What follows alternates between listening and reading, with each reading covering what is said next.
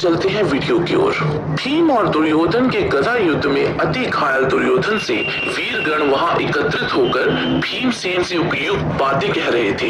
भगवान श्री कृष्ण ने जब देखा कि पुरुष सह पांचाल और पांडव अयोग्य बातें कह रहे हैं, तब वे वहां उन सब से बोले, नरेश्वरों, मरे हुए शत्रु को पुनः मारना उचित नहीं। तुम लोगों ने इस मंद बुद्धि दुर्योधन को बारंबार कठोर वचनों द्वारा घायल किया है। यह निर्लज पापी तो उसी समय मर चुका था जब लोभ में फंसा और पापियों को अपना सहायक बनाकर विदुर, द्रोणाचार्य, कृपाचार्य, भीष्म तथा श्रेष्ठों के बारंबार प्रार्थना करने पर भी इसने पांडवों को उनका पैतृक भाग नहीं दिया। ये नराधम अब किसी योग्य नहीं है, ना ये किसी का मित्र है और ना शत्रु। राजाओं, ये तो सूखे काठ के समान कठोर है। इसे कटु वचनों द्वारा अधिक झुकाने की चेष्टा करने से क्या लाभ। अब शीघ्र अपने रथों पर बैठो। श्री कृष्ण के मुख से ये आक्षेप युक्त वचन सुन दुर्योधन अमर्ष के वशीभूत होकर उठा और दोनों हाथ पृथ्वी पर टेक कर वहां बैठ गया।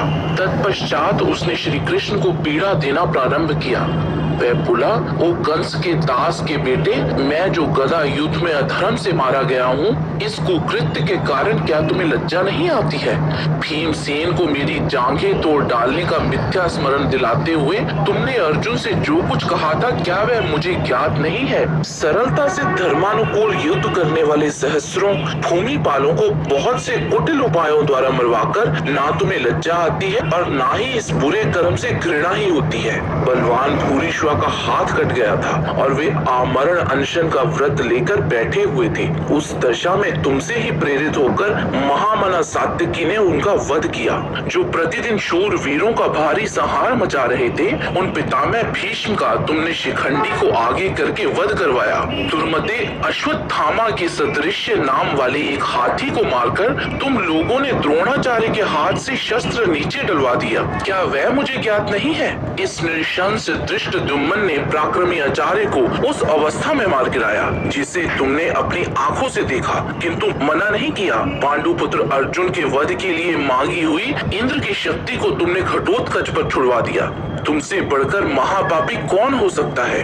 मनुष्यों में अग्रगण्य कर्ण अर्जुन को जीतने की इच्छा से उत्तम पराक्रम कर रहा था। उस समय नागराज अश्वसेन को, जो कर्ण के बाण के साथ अर्जुन के वध के लिए जा रहा था, तुमने अपने प्रयत्न से विफल कर दिया। फिर जब कर्ण के रथ का पहिया गड्ढे में गिर गया और वह उसे उठाने में व्यग्रता पूर्वक संलग्न हुआ, उस समय उसे संकट पीड़ित एवं पराजित जानकर तुम लोगों ने मार गिराया। यदि मेरे कर्ण के तथा भीष्म और द्रोणाचार्य के साथ माया रहित सरल भाव से तुम युद्ध करते तो निश्चय ही तुम्हारे पक्ष की विजय नहीं होती। भगवान श्री कृष्ण बोले, गांधारी नंदन, तुमने पाप के रास्ते पर पैर रखा था, इसीलिए तुम भाई, पुत्र, बांधव, सेवक और सुहृद गणों सहित मारे गए हो।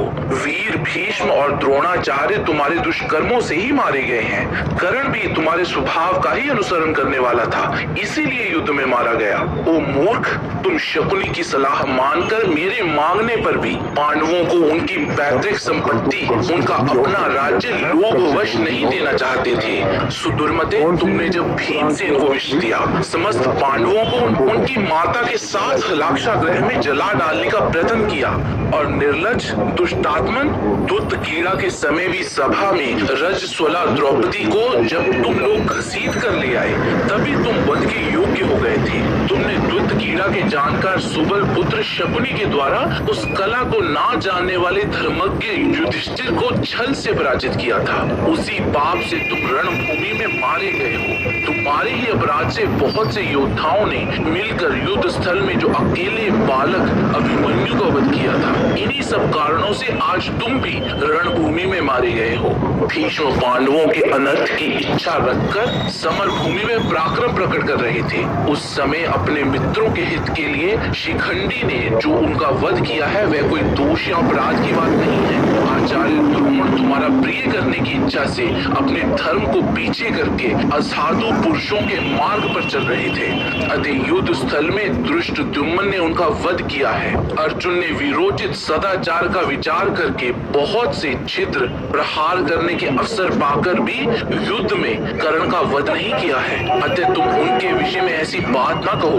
विद्वान सात्यवत वंशी सात्यकी ने अपनी सच्ची प्रतिज्ञा का पालन करने की इच्छा से सम्रांगण में अपने शत्रु महारथी भूरिश्वा का वध किया था। देवताओं का मत जानकर उनका प्रिय और हित करने की इच्छा से ही मेरे अर्जुन पर महानाग शस्त्र का प्रहार नहीं होने दिया, इसे विफल कर दिया।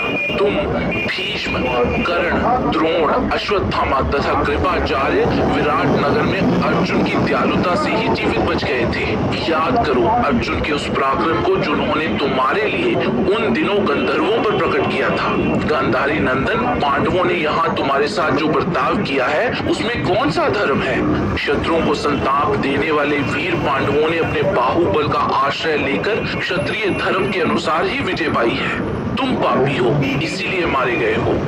तुम जिन्हें हमारे किए हुए अनुचित कार्य बता रहे हो वे सब तुम्हारे महान दोष से ही किए गए हैं। तुमने बृहस्पति और शुक्राचार्य की नीति संबंधी उपदेश को नहीं सुना है, बड़े बूढ़ों की उपासना नहीं की है और उनके हितकर वचन भी नहीं सुने हैं। तुमने अत्यंत प्रबल लोभ और तृष्णा के वशीभूत होकर ना करने योग्य कार्य किए हैं, अतः उनका परिणाम अब तुम ही भोगो। दुर्योधन ने कहा, मैंने विधि पूर्वक अध्ययन किया, दान दिए, समुद्रों सहित पृथ्वी का शासन किया और शत्रुओं के मस्तक पर पैर रखकर मैं खड़ा रहा। मेरे समान उत्तम अंत किसका हुआ है? अपने धर्म पर दृष्टि रखने वाले क्षत्रिय बंधुओं को भी अभीष्ट है, वही यह मृत्यु मुझे प्राप्त हुई है। अतः मुझसे अच्छा अंत और किसका हुआ है? जो दूसरे राजाओं के लिए दुर्लभ है वे देवताओं के ही सुलभ होने वाले मानव भोग मुझे प्राप्त है। मैंने उत्तम ऐश्वर्य पा लिया है। अच्युत, मैं सुहृदों और सेवकों सहित स्वर्गलोक में जाऊंगा और तुम लोग भग्न मनोरथ होकर शोचनीय जीवन बिताते रहोगे। भीमसेन ने अपने पैरों से जो मेरे सिर पर आघात किया है इसके लिए मुझे कोई खेद नहीं, क्योंकि अभी क्षण भर के बाद कौवे, कंक अथवा गृध्र भी तो इस शरीर पर अपना पैर रखेंगे और कुछ समय उपरांत दुर्योधन ने प्राण त्याग दिए। तदंतर भगवान श्री कृष्ण तथा अन्य लोग दुर्योधन को मारा गया देख हर्ष में भरकर अपने अपने शंख बजाने लगे। श्री कृष्ण ने पंचजन्य शंख बजाया। प्रसन्नचित्त अर्जुन ने देवदत्त नामक श्रेष्ठ शंख की ध्वनि की। कुंती पुत्र राजा युधिष्ठिर ने अनंत विजय तथा भयंकर कर्म करने वाले भीमसेन ने पौंड्र नामक महान शंख बजाया।